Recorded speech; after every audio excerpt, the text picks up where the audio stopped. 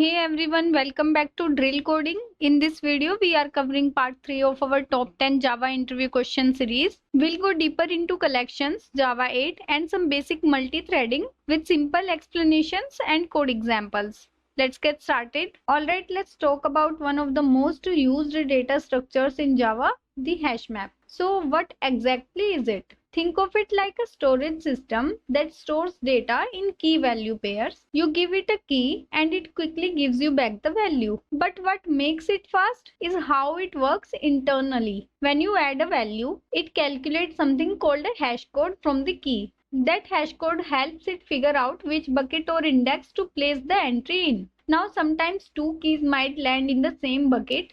That's called collision. And to handle that, it changes the value in a linked list or even a balanced tree in newer version like Java 8 and above. Here's a quick example. We are putting two entries here, name and role, into a hash map, and when we call getName, it goes to the correct bucket using the hash and fetches the value. Moving forward to the next question. Now this one comes up in interview a lot, the difference between hash map and hash table. So here's the deal, both of them stores key value pairs, but the biggest difference is that hash table is thread safe. All its methods are synchronized. That means multiple thread can use it safely, but it's slower than a hash map. On the other hand, Hashmap is not thread safe, but because it avoids all that synchronization overhead, it's much faster and that's why it's preferred in modern applications. There's another difference. Hashmap allows one null key and multiple null values, and hash table doesn't allow any nulls at all,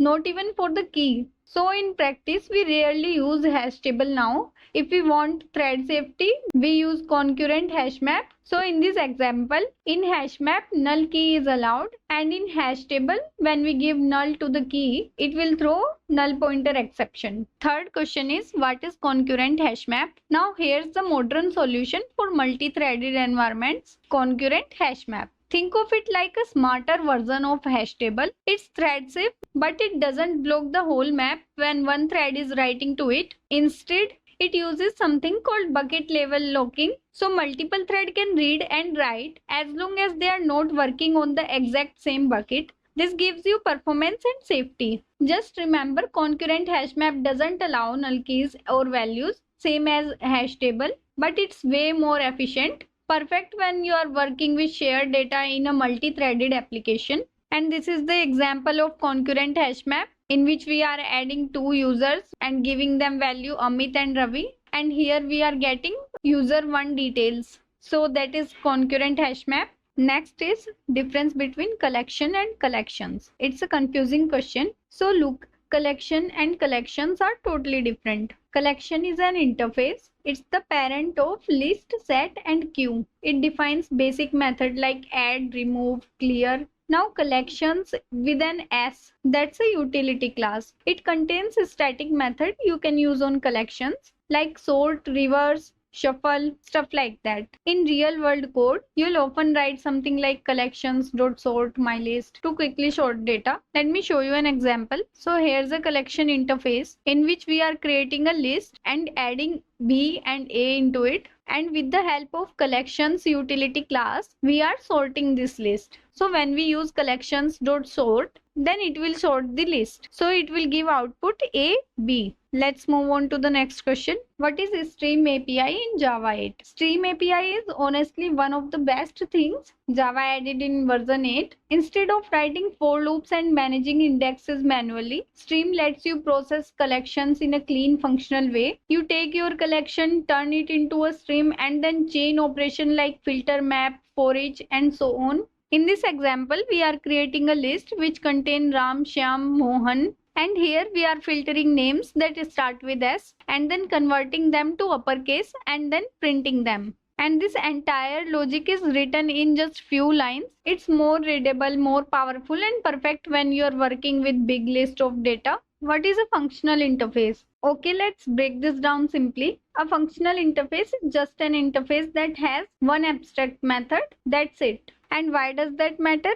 Because lambda expressions in Java are based on this. You can also add default or static methods but there must be exactly one abstract method. Here's a small example. We have got a great interface with one method, say hello. Now here we are using lambda expression to provide the implementation. This is way cleaner than writing a whole class just to print one message. Seventh question is, what is lambda expression? So lambdas are Java's way of writing short, clean code, especially for functional interfaces. The syntax is super simple. You take the parameter, add an arrow, and then write the logic. Before lambdas, if you wanted to print a list of items, you would write a full for loop or anonymous class. But now you just say item and then use this arrow and then simply print that item. That's it. It's not just shorter, it's easier to read and more maintainable. And in interviews, showing a clean lambda is a plus. So that's all about lambda expression. Next question is, what is method reference? Method reference is like the lazy cousin of lambdas.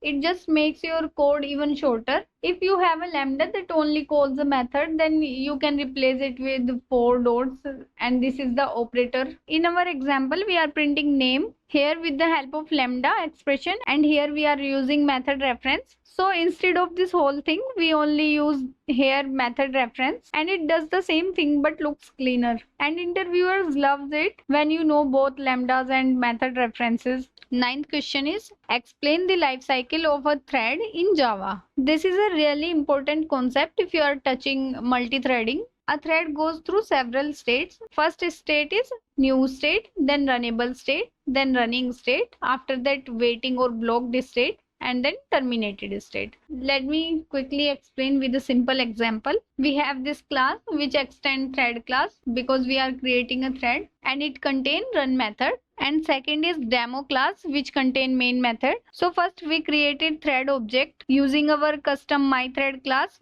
but we don't start it yet. At this point, if we print the state, it will show new because the thread has not begun execution. Then we call start method which moves the thread to the runnable state. It's ready to run, just waiting for the JVM to schedule it. And once the JVM picks it, it enters running state. That's where the run method begins, and we print running. Inside the run method, we call thread.sleep. This will create a delay and moves the thread into time waiting state because it's waiting to wake up. Meanwhile, our main thread continues. We can check the thread state using getState, and it may show either runnable or timed waiting state depending on timing. Then once sleep is over, our thread prints finished and exits the run method. At this point, it moves to terminated state. So this was the quick explanation of thread lifecycle. What is synchronization in Java? Synchronization is how Java prevents two threads from accessing the same critical section at the time. It helps avoid race conditions and keep your data consistent. In Java, we use the synchronized keyword to lock a method or a block of code. That way, only one thread can enter that section at a time. Here we have a method called increment, and we are using synchronized here